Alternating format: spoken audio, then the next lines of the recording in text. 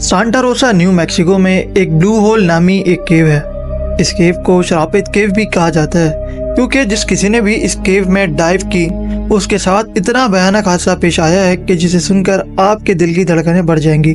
ये केव दिखने में जितनी ज़्यादा खूबसूरत है उतनी ही खतरनाक है। इस केव को स्कूबा डाइवर की ट्रेनिंग के लिए रखा गया था।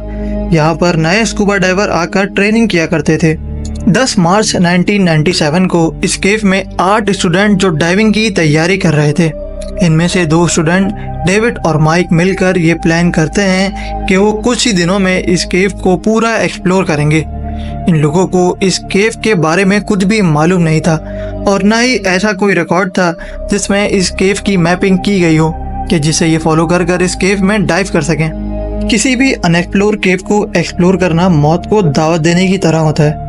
18 मार्च 1997 को ये केव में डाइव करते हैं और अपने ग्रुप के साथ डाइविंग करने लगते हैं और थोड़ी देर बाद वो दोनों केव के डीपेस्ट पॉइंट पर डाइव करना शुरू कर देते हैं। इस केव में 3 ऐसे पॉइंट थे जो बहुत ही ज़्यादा कंजेस्टेड थे और इन पॉइंट को क्रॉस करना बहुत ही ज़्यादा मुश्किल था, मगर माइक और डेविड अपनी क्यूरियोसिटी की वजह से इन तीनों पॉइंट को क्रॉस कर चुके थे। माइक अब घबराने लगता है। वो डेविड को इशारा देता है कि अब हमें वापस चलना चाहिए क्योंकि ये अब तक 2 डेथ पॉइंट क्रॉस कर चुके थे।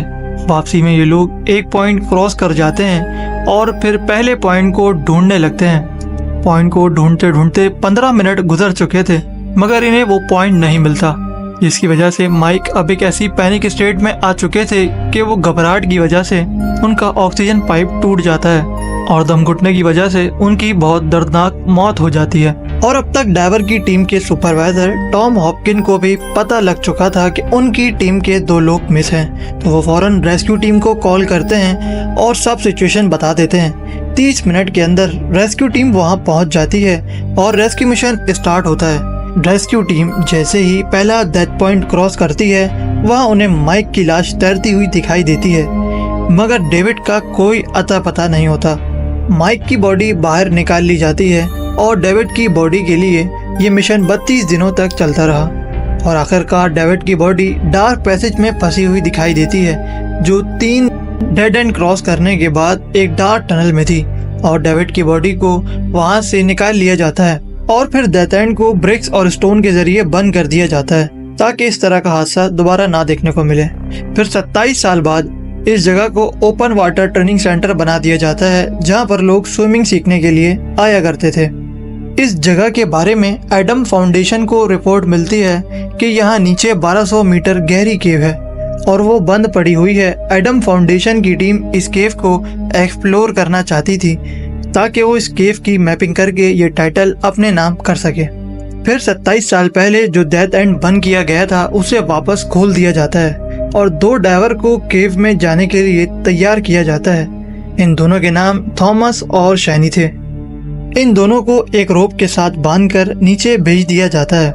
इस बार इन लोगों के पास ऑक्सीजन टैंक के साथ साथ एक न्यू टेक्नोलॉजी थी जिसे रीब्रीदर के नाम से जाना जाता है। डाइवर जो कार्बन डाइऑक्साइड रिलीज करता है उसमें 80% ऑक्सीजन होती है।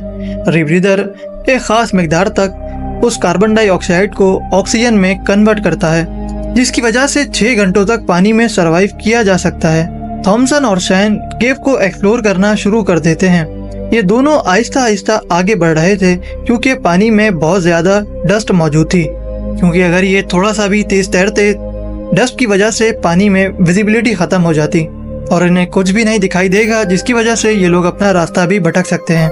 अब इन्हें केव में उतरे हुए 40 मिनट हो चुके थे और इन्होंने केव को एक्सप्लोर करना शुरू कर दिया था और केव में मैपिंग करना भी शुरू कर दिया था। ये लोग लगातार नए ऐसे पॉइंट को खोज रहे थे और अब ये ऐसे पॉइंट को क्रॉस करने वाले थे जो बहुत ही ज्यादा कंजेस्टेड था। ये एक ऐसा पॉइंट था जहाँ पर थॉमसन फंस चुके थे। उन्होंने काफी मुश्किलों से खुद को इस पॉइंट से बाहर निकाला था और अब ये लोग आगे बढ़ने लगते हैं, यहाँ तक के 2nd चैम्बर को भी क्रॉस कर जाते हैं और अब ये लोग 3rd चैम्बर में आ चुके थे जो बहुत ही ज्यादा डार्क था।